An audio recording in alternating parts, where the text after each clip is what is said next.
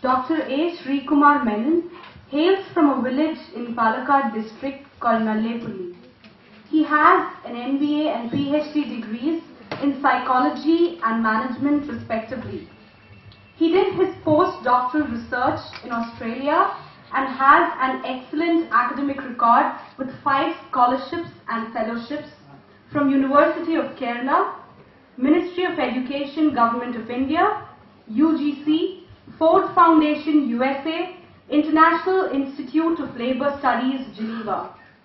He has been doing research, consultancy and management training. He has held senior positions in Delhi and abroad. He has published 5 original research-based books on management, out of which 2 received All India DMA Awards, NIPM Award and Wills Award of Excellence. He contributed several papers on HR aspects and on human values. One of his longest lectures was of 5.5 hours addressed to the senior scientists at CSIR New Delhi on developing scientific creativity. It had a hypnotic effect. Even after retiring from active service, he keeps very active professionally. He is a voracious reader and an eloquent speaker. Sir, it is indeed a privilege to have you with us today. Om Namah Shivaya.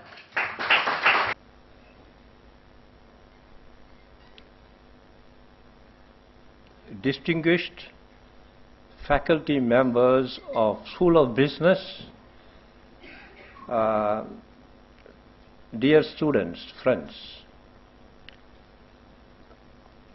I'm extremely happy that I'm here today, this afternoon, and though it was quite accidental that I came here for some other purpose, but as my predominant interest is in these kind of things, that I thought I could also make use of that here.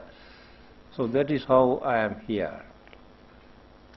I am very happy that you are, I think, the students of management, MBA, and I think from other department like pharmacy. I always like to interact people, particularly students, to develop them and spend a lot of time in the course of education. So I was just thinking what topics I should speak, and then there were a lot of topics that came to my mind, but then I thought that I would speak on stress and its management, a way to maintain human health.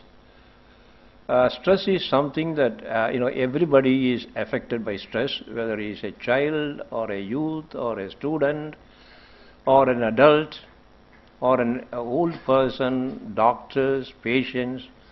So stress is something endemic. In modern times, stress poses greatest danger to humanity. Its effect is insidious, like the effect of radiation, the effect of atomic radiation. It accumulates, you see, and it is not easily perceivable. In medical this thing, by clinical examination, you cannot find out, anything what is going on. That is why the X-ray, CAT, MRI, and such examinations and diagnostic tools, and PET, that probably is the latest, to find out the damaged tissue inside.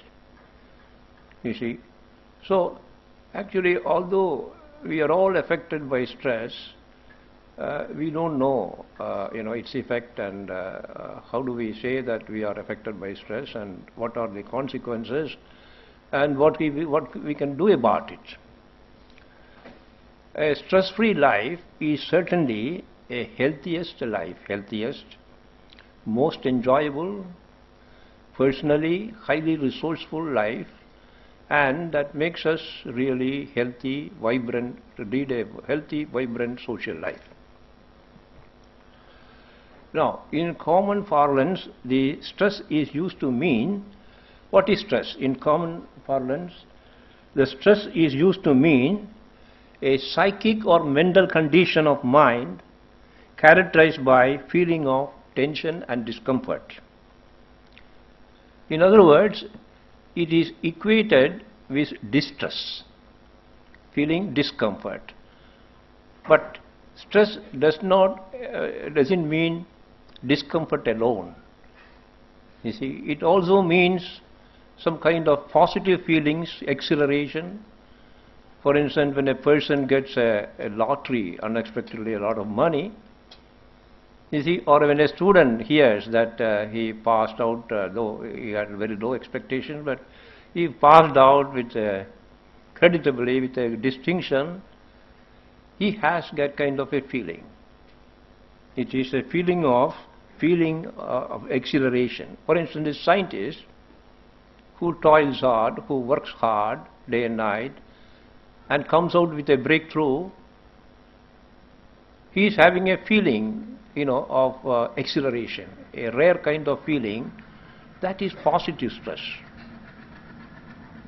You see, the term that is used to denote that is eustress, to distinguish from distress.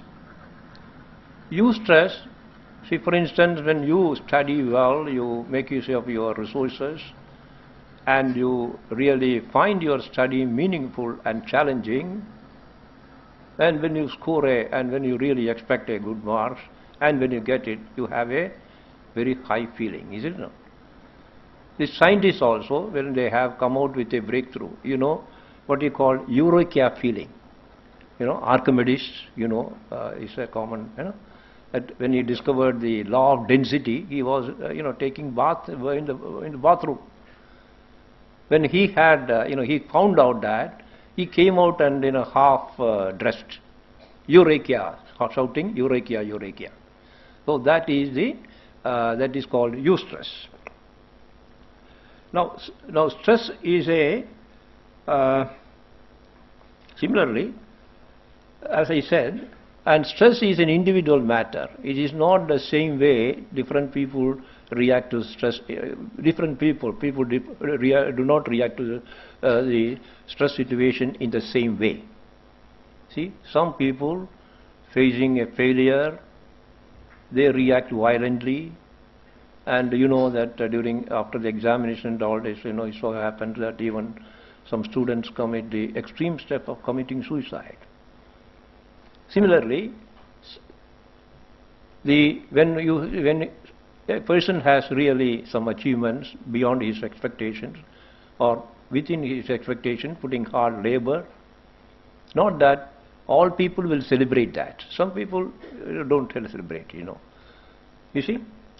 So, those who are highly discouraged or those who get highly excited in response to situation, they are the people who are vulnerable to stress. So it is in their case so it is said that we should have an equanimity of mind, that is ability, that is in Gita, it is said we should have an equanimity of mind, that we should not, that we should face both success and failure, gain or loss, pleasure or pain equally. Now, stress is a reaction of the person. What is stress? What is stress? Stress is a reaction of the person to the demands of the situation as perceived by the person. What is the function of stress? It helps the person, it is a stirred up state, or it is a heightened state, both physiologically and mentally. Experience of stress develops readiness on the part of the person to cope with the situation, including stress. Actually, it provides as an alarm signal the possible danger and prompts the person to mobilize his strength to cope with the stress. Let us say, for example, when we face a situation threatening our life, say coming face to face a